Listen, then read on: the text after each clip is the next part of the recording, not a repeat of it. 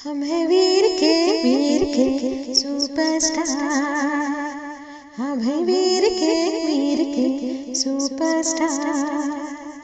वीर का संदेश, वीर की वाणी सबके दिलों तक पहुँचाने आए हम वीर के सुपरस्टार। हम हैं वीर के सुपरस्टार। जय जिनेंद्र, जय महावीर। लास्ट वीडियो में हमने तीर्थंकर सीरीज स्टार्ट की थी। उसी सीरीज का अगला भाग, अगला खंड, कर्मरूपी अरिशत्रुओं का हनन।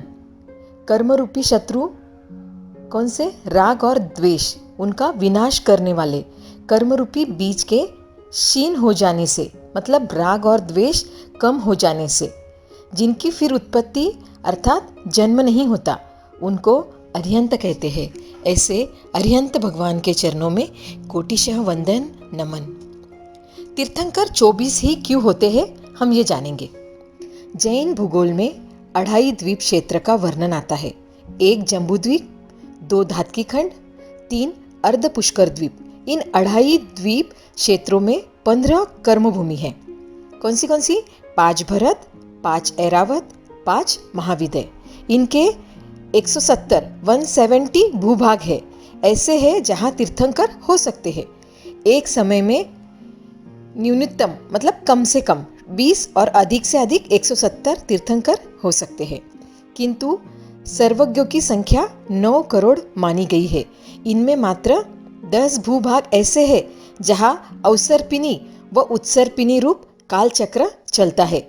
एक अवसर्पिणी व उत्सर्पिणी में 24 तीर्थंकर होते हैं। 160 क्षेत्र महाविदय में आ जाते हैं।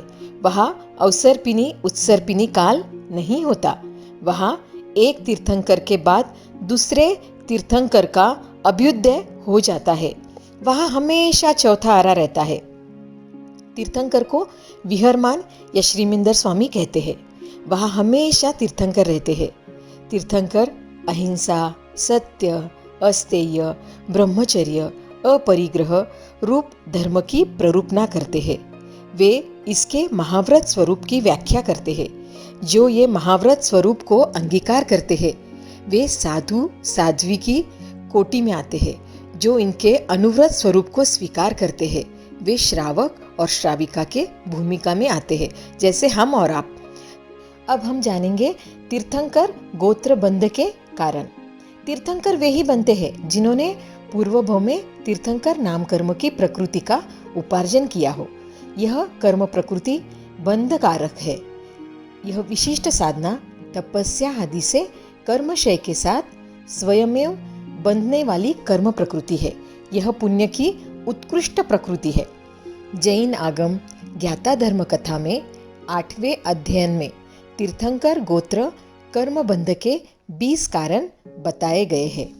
वह 20 कारण कौन से हैं वह हम जानेंगे। सबसे पहला है अरिहंत भगवान के गुण कीर्तन करने से। दूसरा, सिद्ध भगवान के गुण कीर्तन करने से। तीसरा, 8 प्रवचन की आराधना करने से। चौथा, आचार्य का गुण कीर्तन करने से। पांचवा, स्तवीर के गुण कीर्तन करने से। छठा, उपाध्याय के गुण कीर्तन करने से। सातवां, तपस्वी के गुण कीर्तन करने से। आठवां, सीखे हुए ज्ञान को बार बार फेरने से। नौवां, समकित निर्मल पालने से। 10वां, विनय करने से।